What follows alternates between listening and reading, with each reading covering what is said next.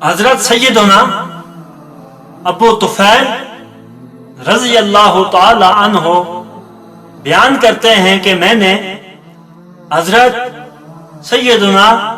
ابو بکر صدیق رضی اللہ تعالی عنہ کو یہ فرماتے ہوئے سنا کہ آپ کہہ رہے ہیں لوگوں اپنے گناہوں کے سبب لگائی ہوئی آگ کی طرف اٹھو اور اسے نماز کے ذریعے سے بجھا دو، کیونکہ میں نے حضور اکرم صلی اللہ علیہ وسلم کو یہ فرماتے ہوئے سنا ہے کہ الصلاۃ الی الصلاۃ کفارۃ لما بینہما ما جتنبت الکبائر، یعنی ایک نماز دوسری نماز تک کے درمیانی گناہوں کا کفارہ ہے۔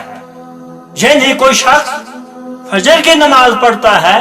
اس کے بعد جب وہ زور کی نماز پڑھتا ہے، فجر اور زور کے درمیان جو اس کے گناہ ہوں گے، زور کی نماز اس کا کفارہ ہو جائے گی۔ اسی طرح جب وہ عصر کی نماز پڑھتا ہے، زور اور عصر کے درمیان جو اس کے گناہ ہوں گے اس کا کفارہ ہو جائے گی عصر کی نماز۔